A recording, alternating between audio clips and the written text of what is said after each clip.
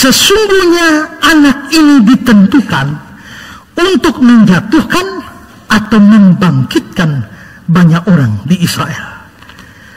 Maka bayi Natal itu ditentukan untuk bikin jatuh orang atau untuk bikin bangkit orang. Walaupun kalimat semacam ini agak berbeda, tapi bisa diyakini bahwa yang muncul atau yang melatar belakangi kata-kata Simeon itu adalah beberapa pernyataan dalam kitab Yesaya. Yesaya pasal 8, 14-15. Dia akan menjadi tempat kudus, tapi juga menjadi batu sentuhan dan batu sandungan bagi kedua kaum Israel itu, serta menjadi jerat dan perangkap bagi penduduk Yerusalem. Dan banyak di antara mereka akan tersandung jatuh dan luka parah, tertangkap dan tertawan. Pasal 28 ayat 16. Sebab itu beginilah firman Tuhan Allah. Sesungguhnya aku meletakkan sebagai dasar di Sion sebuah batu. Batu yang teruji, sebuah batu penjuru yang mahal, satu dasar yang teguh. Siapa yang percaya tidak akan gelisah. Nah, Yesus ditentukan untuk menjatuhkan, untuk membangkitkan. Menjatuhkan, membangkitkan. Apa artinya menjatuhkan? Apa artinya membangkitkan? Kalau kita melihat ayat ini di dalam Today's English Version, maka dikatakan menjatuhkan itu dipakai kata destruction, dan membangkitkan itu dipakai kata salvation.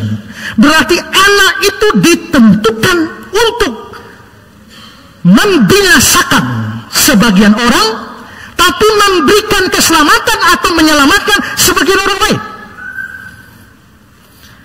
Maka terjemahan Indonesia sehari-hari berbunyi, anak ini sudah dipilih oleh Allah untuk membinasakan dan untuk menyelamatkan banyak orang.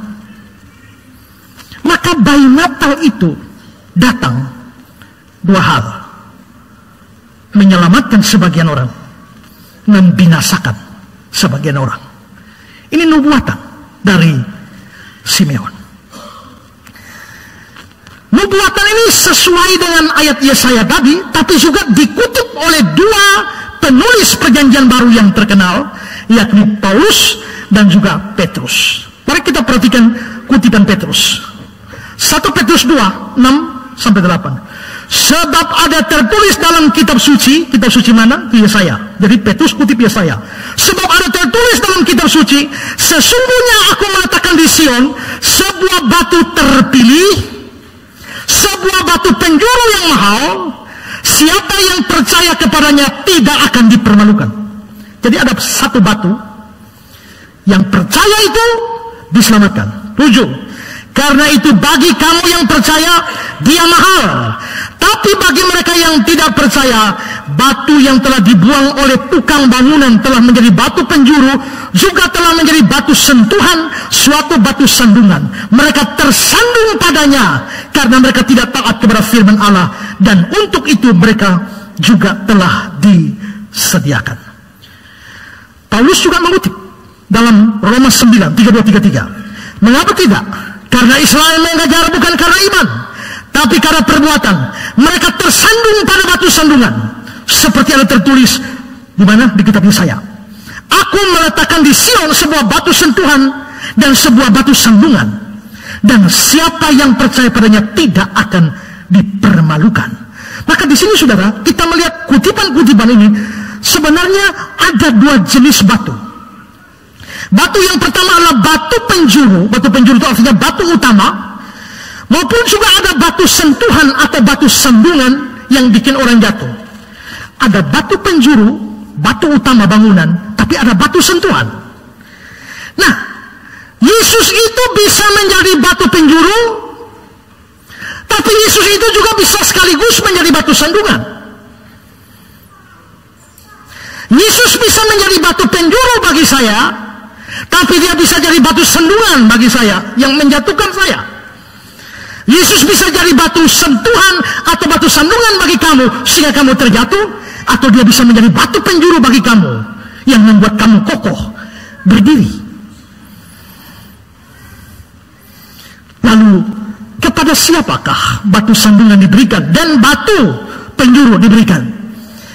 Dalam Kisah pasal 4 ayat 11 dikatakan, Yesus adalah batu yang dibuang oleh tukang bangunan, yaitu kamu sendiri. Namun dia telah menjadi batu penjuru. Dia batu yang dibuang, batu sandungan itu, tapi juga menjadi batu penjuru.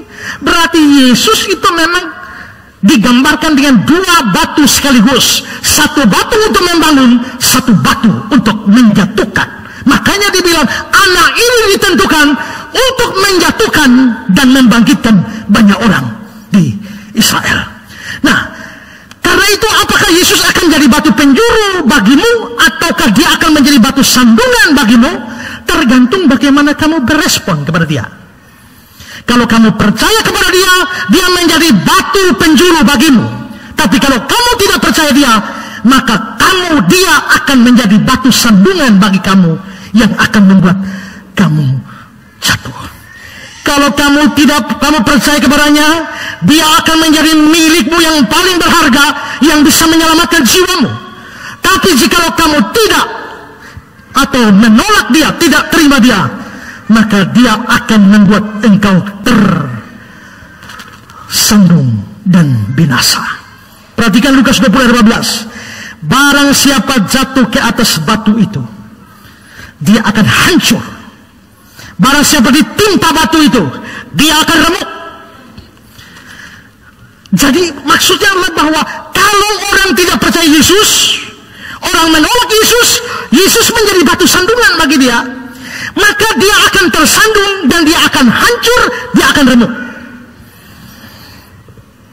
Dalam terjemahan yang lain, setiap orang yang jatuh ke atas batu itu akan hancur berkeping-keping. Siapapun yang ditimpa batu itu akan remuk. Firman Allah yang hidup, siapa yang terantuk pada batu itu akan remuk, dan siapa yang ditimpanya hancur luluh. Indonesia sehari-hari, semua orang yang jatuh pada batu itu akan hancur. Siapa yang ditimpa batu akan tergilas dan menjadi debu. Maka saudara-saudara, Yesus ini adalah dua batu. Tergantung kamu, dia menjadi batu apa buat kamu. Kalau kamu percaya, dia batu penjuru bagimu. Kalau kamu tidak percaya, dia jadi batu sandungan yang akan meremukkan, yang akan menghancurkan, yang akan membuat kamu jadi debu dan binasa. Dan Fagen bilang begini, jika kita membiarkan firman datang kepada kita tanpa dihiraukan, kalau firman sudah datang, kamu tidak menghiraukannya. Jika kita membiarkan firman datang kepada kita tanpa dihiraukan, untuk direbut oleh si penggoda. Jika kita menerima firman sesaat dengan sukacita, tapi tidak menghiraukan penyiraman oleh karunia roh, untuk pertumbuhannya oleh sinar matahari kehadiran Allah, oleh embun rahmat Tuhan. Jika kita membiarkan firman itu terhimpit dalam diri kita karena kekhawatiran dunia dan tipu daya kekayaan serta kesenangan hidup ini, sehingga tidak menghasilkan buah dengan sempurna.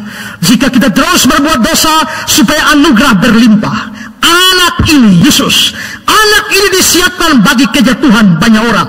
Dan teman-teman, mungkin kita tidak pernah sampai mengatakan berapa banyak. Bahkan hanya orang-orang yang benar-benar keras, tidak hanya orang yang diakui tidak beriman, tidak hanya pencemooh yang tidak jujur atau tidak murni yang tersandung pada batu sandungan yang besar. Seringkali orang yang hanya mengabaikan, orang yang hanya menunda-nunda, yang bimbang, yang hampir Kristen, yang menunjukkan apa dirinya melalui perlakuan terhadap juru selamat dan keselamatan yang besar, tidak untuk bersama Kristus dan mengatakan sendiri untuk dalam penghakimannya melawan dia. Maksud dari Vaughan gini, bahwa kalau kamu terus mengabaikan dia, anak itu disediakan untuk menghancurkan kamu. Kamu jangan berpikir bahwa yang akan dihancurkan itu adalah orang yang benar-benar keras, orang yang musuh Kristen, orang yang anti Kristen. Jangan berpikir. Kamu yang di dalam gereja yang santai-santai, yang mengabaikan, yang tunda-tunda pertobatan, kamu yang di dalam Kristen hanya belum sampai sungguh-sungguh Kristen, hampir Kristen, kamu juga akan, anak itu disediakan untuk menghancurkan kamu. Ada banyak orang tidak percaya Yesus, menolak Yesus, benci Yesus di luar sana. Anak itu ditentukan untuk menghancurkan mereka. Tapi jangan hanya berpikir mereka, kamu yang di dalam gereja. Kalau kamu sampai tidak percaya, anak itu juga ditentukan untuk menghancurkan kamu. Itu maksud kata-kata Vaughan ini. Joseph Scott, Tidak diragukan bahwa anak manusia datang bukan untuk menghancurkan jiwa, tapi untuk menyelamatkan. Dalam kasih yang tak terbatas, dia telah mengorbankan dirinya untuk dunia dan membuka surga dengan kematiannya yang kejam. Namun demikian, dia siap menghancurkan banyak orang. Yesus datang untuk menyelamatkan. Karenanya dia mati untuk menyelamatkan kita.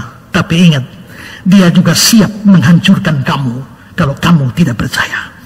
Anak itu ditentukan bukan hanya untuk membangkitkan, tapi sekaligus menjatuhkan. Mau pilih mana? Batu penjuru atau batu sandungan? Dibangkitkan atau dijatuhkan? Diselamatkan atau dibinasakan? Wycliffe Bible Commentary, orang-orang yang percaya kepadanya mencapai ketinggian-ketinggian yang baru. Orang-orang yang menolaknya terjerumus ke dalam keputusasaan yang gelap. Spurgeon, posisi di mana Yesus Kristus bertemu manusia membuatnya tidak dapat dihindari bahwa dia harus memilih dampak pada mereka. Dia harus memiliki dampak pada mereka. Dia berdiri tepat di jalan seorang manusia. Mereka harus membuat keputusan tentang dia dengan satu jalan atau jalan lain.